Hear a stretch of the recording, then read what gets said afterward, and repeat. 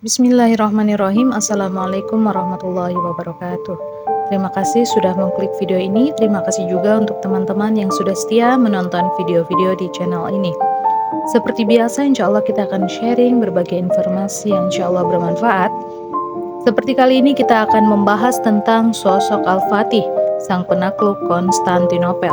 Muhammad Al-Fatih atau Sultan Mehmed II selalu identik dengan kisahnya yang menaklukkan Konstantinopel. Beliau merupakan anak dari Sultan Murad II, yaitu khalifah sebelum Muhammad Al-Fatih.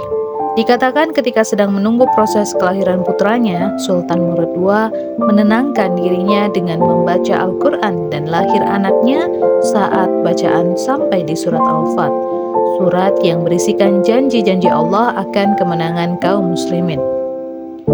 Merujuk buku yang berjudul Muhammad Al-Fatih karya Abdul Latif Tholib, beliau dilahirkan oleh Permaisuri Aisyah, istri Sultan Murad II pada 27 Rajab 835 Hijriah, bertepatan dengan tanggal 29 Maret 1432 Masehi di Adrianopolis, yang sekarang lebih dikenal dengan kota Edirne atau perbatasan Turki Bulgaria, setelah 8 tahun pengepungan kota Konstantinopel oleh ayahnya.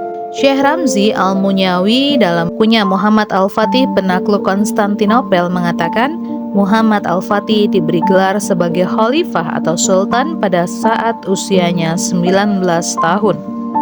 Beliau menjadi sultan ketujuh dari silsilah para sultan dinasti Utsmani. Sejarah singkat Muhammad Al-Fatih. Muhammad Al-Fatih diangkat menjadi gubernur Amasya saat umurnya baru menginjak 6 tahun. Setelah 2 tahun memimpin Amasya, Muhammad Al-Fatih dipindah tugaskan ke Manisa oleh ayahnya.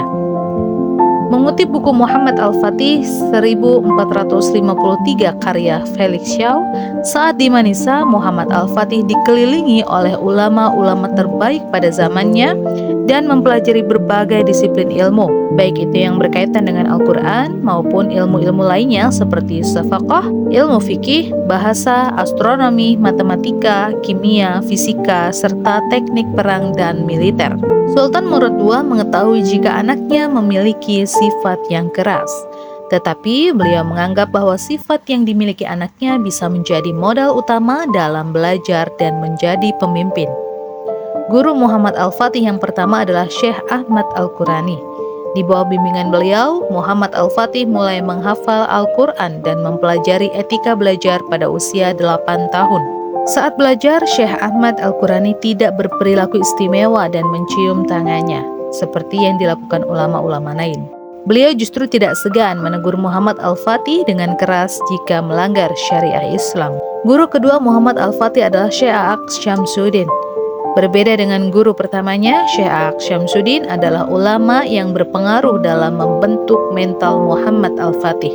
Beliau tidak hanya mendidik Muhammad Al-Fatih dengan ilmu-ilmu yang dikuasainya, melainkan juga senantiasa mengingatkannya akan kemuliaan Ahlu Bisyarah yang akan membebaskan Konstantinopel, ibu kota Romawi Timur atau Bizantium.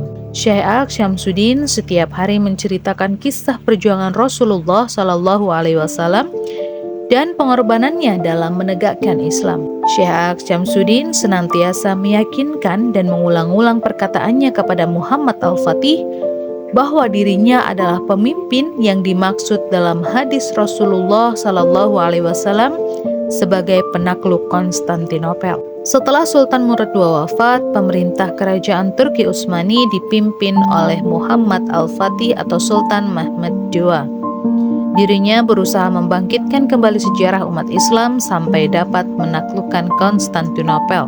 Usaha penaklukan Konstantinopel pertama dilancarkan pada tahun 44 Hijriah di zaman Muawiyah bin Abi Sufyan. Kemudian pada zaman Khalifah Umayyah, Abbasiyah, Khalifah Harun ar-Rasyid pada tahun 190 Hijriah, akan tetapi semua mengalami kegagalan.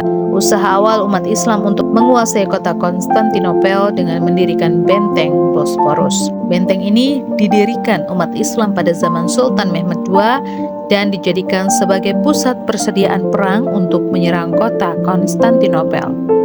Akhirnya, kota Konstantinopel berhasil jatuh di tangan umat Islam pada 29 Mei 1453 Masehi. Setelah memasuki Konstantinopel, di sana terdapat gereja Hagia Sophia yang kemudian dijadikan masjid bagi umat Islam. Sultan Muhammad Al-Fatih kemudian tutup usia pada saat mempersiapkan untuk menaklukkan Roma 3 Mei 1481 dalam usia 49 tahun. Bagi umat Islam, wafatnya Sultan Mehmed II atau Muhammad Al-Fatih adalah kehilangan yang sangat besar. Masya Allah, wallahu a'lam bishawab. Semoga kisah ini bermanfaat, kita semua dapat mengambil hikmah dari kisah tersebut. Terima kasih. Wassalamualaikum warahmatullahi wabarakatuh.